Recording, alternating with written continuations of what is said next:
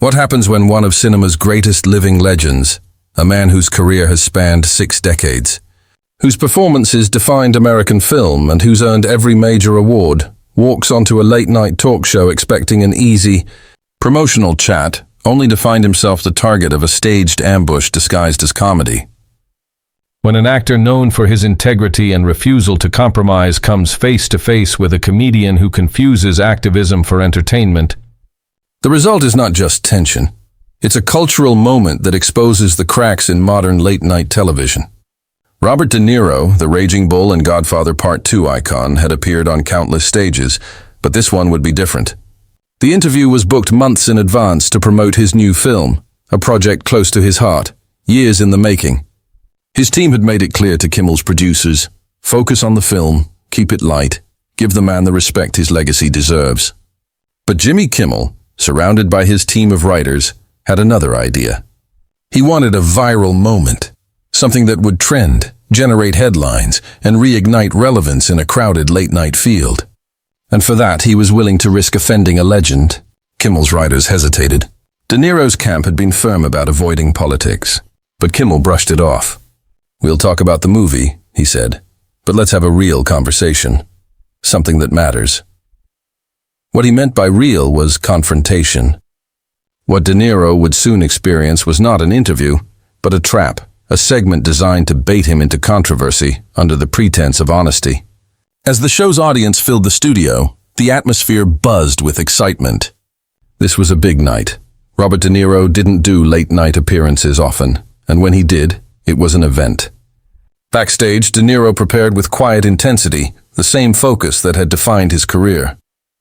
His publicist reminded him of the plan: talk about the film, share a few light stories, keep it simple. Neither of them knew that in another dressing room, Jimmy Kimmel was preparing something far different.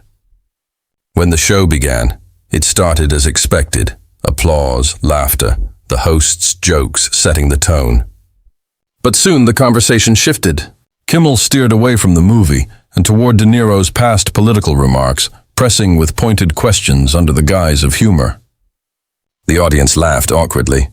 The tension was visible. De Niro, never one to fake patience, responded with calm firmness, reminding Kimmel that he was there as an artist, not a political figure. Yet, the host persisted, his jokes turning sharper, more personal. For De Niro, who'd built a career on professionalism and respect for craft, the shift felt insulting. He wasn't there to perform politics or defend opinions. He was there to celebrate art. But Kimmel wanted a reaction. And that pursuit, the desperate need to make news rather than conduct an interview, became painfully clear. What followed wasn't a shouting match, but something far more powerful: silence, followed by a dignified refusal to play along. De Niro stood, thanked the audience, and walked off stage mid-segment. Gasps filled the studio. In that moment, Kimmel learned the hard way that not every Hollywood icon will tolerate being reduced to a headline. The clip went viral, but not the way he intended. Viewers called it disrespectful, embarrassing, a prime example of how late-night television had traded substance for spectacle. For many, De Niro's quiet exit spoke louder than any viral monologue, a reminder that respect isn't optional, even for a host chasing clicks. This wasn't about politics, not De Niro's, not Kimmel's.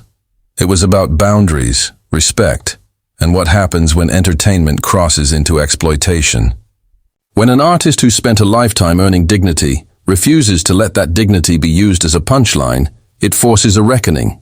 Kimmel wanted controversy. What he created was a lesson in humility.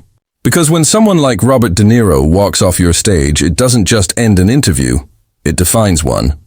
It says something about the state of late-night television, about the exhaustion with constant politicization, and about how the loudest voice in the room isn't always the one who wins.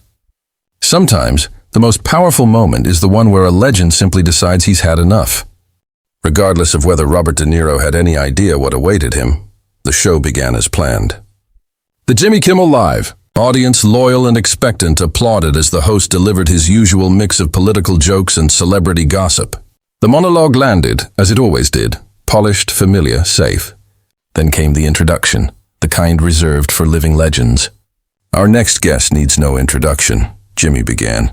his voice dipping into that performative reverence that late-night hosts use for icons. But I'll give him one anyway. 2-time Academy Award winner, 7-time nominee, star of The Godfather Part 2, Taxi Driver, Raging Bull, Goodfellas. I could go on all night. Please welcome the legendary Robert De Niro. The audience erupted in cheers. De Niro appeared with that familiar, understated grin, waving to the crowd with the quiet grace of a man who'd been through it all. He shook Jimmy's hand, took his seat, and settled in, expecting nothing more than a friendly chat about his new film, a project he'd spent years developing. "Bob, thanks so much for being here," Jimmy said warmly. "You look great. What's your secret?" De Niro smiled faintly. "Good lighting and talented cinematographers." The audience laughed. It was the kind of gentle humor everyone expected from him, humble, sharp, and effortless. For a brief moment, the mood was exactly what both men had likely imagined. "So, the new film," Jimmy continued, leaning forward. "You've been working on this for, 3 years now? Tell us about it." De Niro's face lit up as he began to speak. "It's a story I've wanted to tell for a long time. It's about—" "Before we get into that," Jimmy interrupted. The shift in tone was almost imperceptible to the audience, but De Niro caught it instantly. His expression didn't change, but his eyes narrowed slightly. A small silent warning. "I have to ask you about something you said a few months ago at that awards ceremony," Jimmy continued. "You made some pretty strong comments about—" "I'm here to talk about the film," De Niro cut in. His voice was calm, steady, but with that unmistakable edge only those familiar with his work would recognize. Jimmy smiled again, but it was different now. The tight, practiced grin of a performer keeping up appearances. I know. And we'll get to that. But you've been pretty vocal about politics, and I think the audience would love to hear—" "The audience," De Niro interrupted again, "is here because you told them I'd be talking about my new movie. That's why I'm here, to talk about the film." The air in the studio thickened. What had begun as an easy, light-hearted interview now felt like a standoff. Jimmy hesitated, then pressed on. "Come on, Bob. You can't come on a talk show and expect us not to talk about things you've said publicly. That's not how this works." De Niro's voice dropped lower, quieter, but far more powerful. "That's exactly how this works. My team made it clear what I agreed to discuss. If you wanted a political debate, you should have been honest about that instead of ambushing me on live television." The word ambush hit hard. Jimmy's smile vanished, replaced with defensiveness. "Ambush, that's a strong word. I'm just asking questions I think people want answered." "No," De Niro replied firmly. "You're trying to turn a conversation about art into political theater because you think it'll get you headlines. That's not journalism, Jimmy. That's exploitation." The audience fell silent. The tension was now undeniable, not staged, not scripted, but raw and real. Jimmy leaned back, his posture tightening. "Look, Bob, I respect you tremendously." "If you respected me," De Niro interrupted sharply, "you'd be talking about my work instead of trying to make me perform for your political audience. If you respected me, you wouldn't have misled my team about what this interview would be." "We didn't lie to anyone," Jimmy shot back. "You said we'd discuss the film. That was the agreement. And now, 5 minutes in, you've spent more time on politics than on the project I came here to promote." De Niro's tone remained controlled, but his words carried steel. "That's not respect, Jimmy. That's bait and switch." Kimmel's face flushed, his irritation visible. He doubled down. "You know what, Bob? You've made millions from an audience with political opinions. You've been happy to share yours when it suited you. Don't act like you're above all this now." De Niro's jaw tightened. "There's a difference between choosing to speak on my own terms and being ambushed on a show that promised one thing and delivered another. You understand that difference, don't you? Or has the need for viral moments completely eroded your sense of professional courtesy?" The tension had reached a breaking point. Kimmel, visibly flustered, repeated the words. "Professional courtesy?" His voice rising as the crowd watched in stunned silence. For the first time all night, it was clear who truly controlled the room. And it wasn't the host. The tension in the studio was so sharp it could be felt through the screen.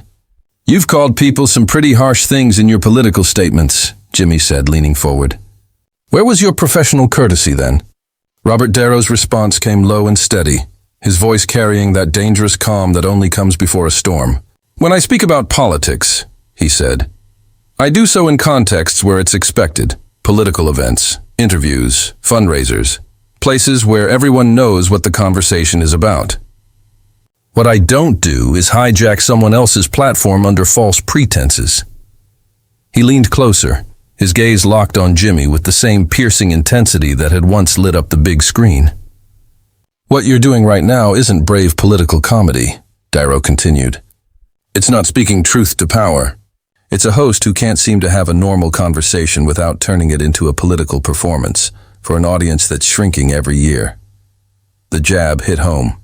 Jimmy's ratings had been falling for years, and having that pointed out by Robert Niro on live TV was a gut punch. "My audience is doing just fine," Jimmy shot back defensively. "They appreciate when we have real conversations instead of promotional fluff." "Real conversations?" Niro repeated, his tone laced with quiet pity. "Is that what you call this? Because it feels like someone so desperate to stay relevant, he'll disrespect a guest who came here in good faith." The room was silent. The audience barely breathed. Watching a legendary actor dismantle a talk show host on his own stage wasn't something that could be laughed off or edited away. Jimmy's bandleader shifted uncomfortably, unsure whether to play a few notes or stay frozen. The cameras kept rolling.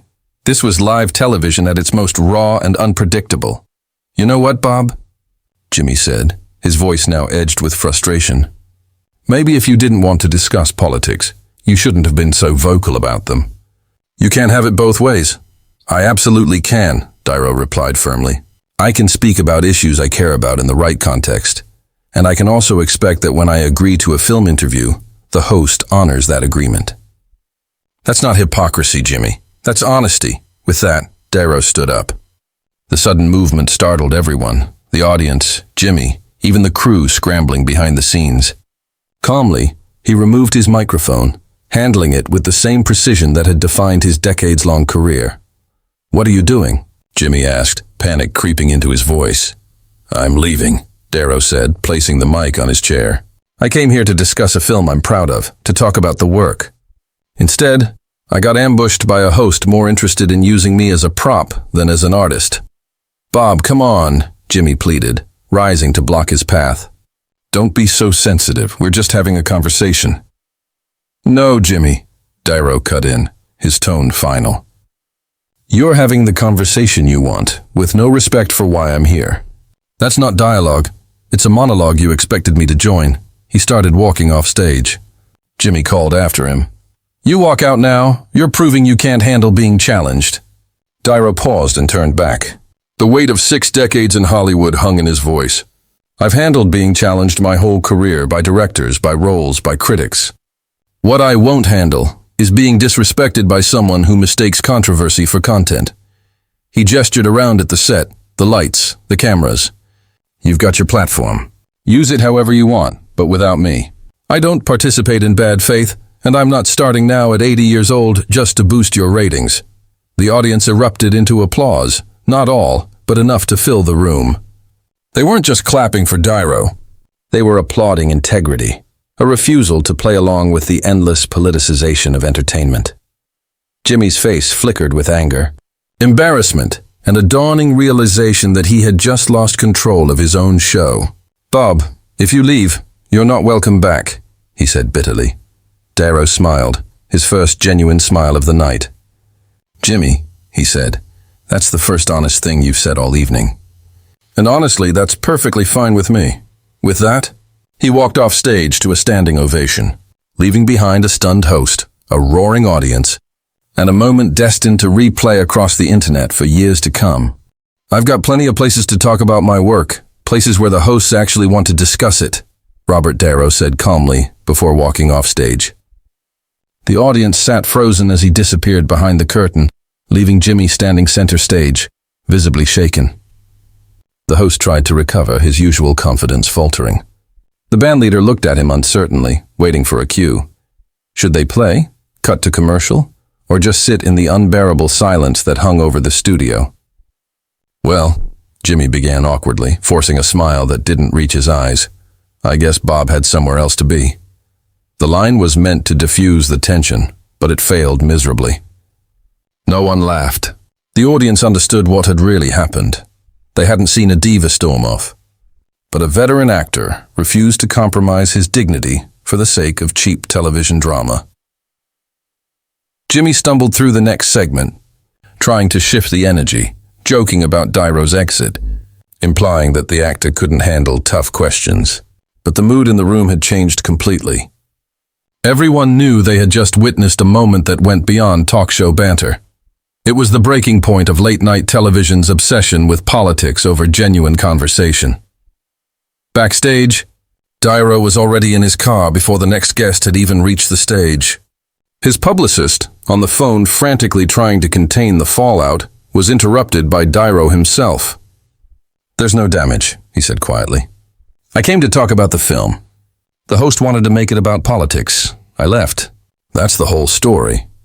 Within minutes, clips of the confrontation exploded across social media. The hashtag #JohnRobertNiro began trending globally. Reactions were sharply divided.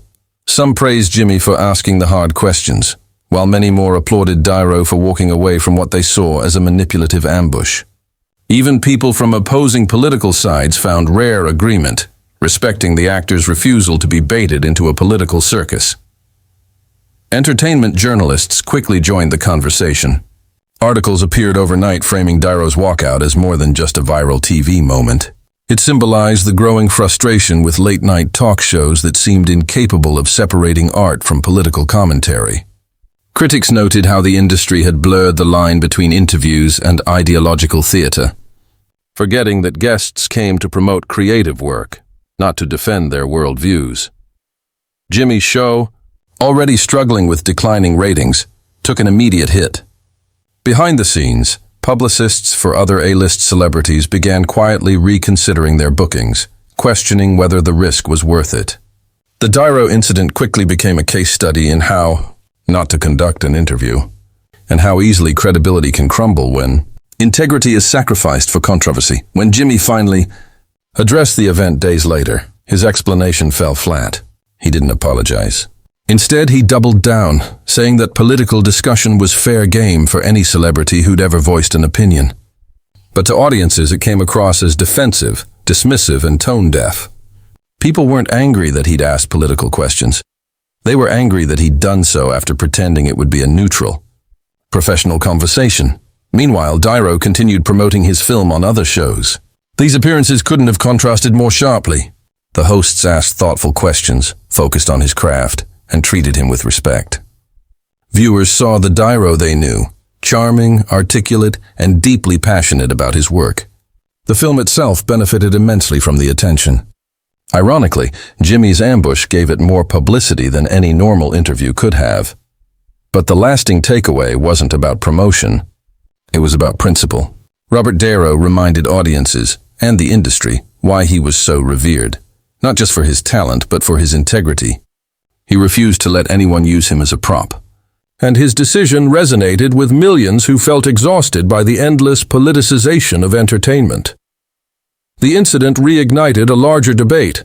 Had late-night TV lost its way? Once a space for humor and light-hearted conversation, it now often felt like an ideological battlefield. Many questioned whether hosts had forgotten their real job, to entertain, to engage, and to make their guests shine. Some defended Jimmy, arguing that celebrities who speak publicly about politics should expect to be asked about it anywhere.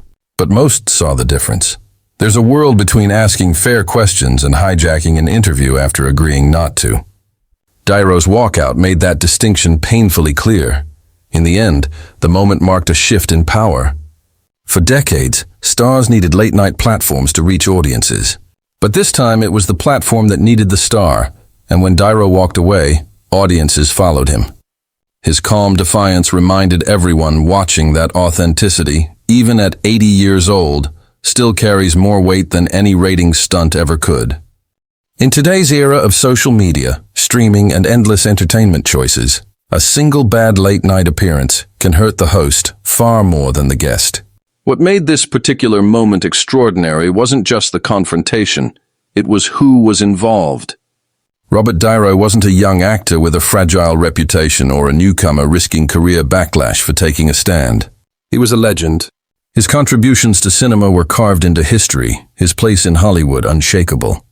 Nothing Jimmy Kimmel said, or could ever say, would change that. That was what gave the walkout its power. Niro didn't need Kimmel's platform. He didn't need exposure, ratings, or viral clips. He had nothing to gain from enduring a disrespectful interview, and absolutely nothing to lose by standing up for himself. When someone with that kind of legacy finally says enough, when someone whose reputation is untouchable refuses to play along, that's when real change begins to happen. The walkout also exposed an uncomfortable truth about the modern late-night landscape. Somewhere along the way, these shows had forgotten what they were for. They weren't primarily about entertainment anymore. They had become extensions of partisan culture wars. The easy laughter and light-hearted interviews had been replaced by political jabs and moral grandstanding. Guests were no longer treated as artists promoting their craft, but as political props to spark controversy. Niro's quiet refusal was a rejection of all of it, a statement that entertainment didn't have to be weaponized. That conversation didn't always have to carry ideological weight. He reminded everyone that sometimes the most powerful thing an artist can do is simply insist on respect. In the weeks that followed, countless actors reached out privately to thank him. They'd all felt it. The unease of walking into an interview only to be blindsided by a host chasing a headline instead of honoring an agreement. Niro's walkout gave them permission to set boundaries, to say no, to remember that participation is voluntary. Jimmy Kimmel's show continued, but something fundamental had shifted. An invisible line had been crossed. The incident became shorthand for everything wrong with late-night TV, its obsession with politics over art, its willingness to betray guests' trust, its belief that outrage mattered more than genuine conversation. Niro hadn't just walked off a stage. He'd walked away from a system that had lost sight of what entertainment should be. Ironically, Niro's new film flourished. The public respected his stand and supported the very project he'd been trying to promote. Critics, too, gave the film more attention than it might have otherwise received, not just because of the controversy, but because of the reminder that Niro was still an artist of substance and conviction. His integrity had amplified his art. The real lesson of that evening wasn't about politics or personalities. It was about respect, the unspoken agreement between host and guest that makes media work. When both sides honor it, everyone benefits. When it's broken for the sake of clicks or controversy, everyone loses, especially the hosts who think they're in control. Robert Niro delivered that lesson without yelling, without insults, without theatrics. He simply refused to participate in something dishonest. He walked away with quiet dignity and let the consequences speak for themselves. And those consequences spoke volumes. They said that legends don't need to compromise. They said that integrity matters more than exposure.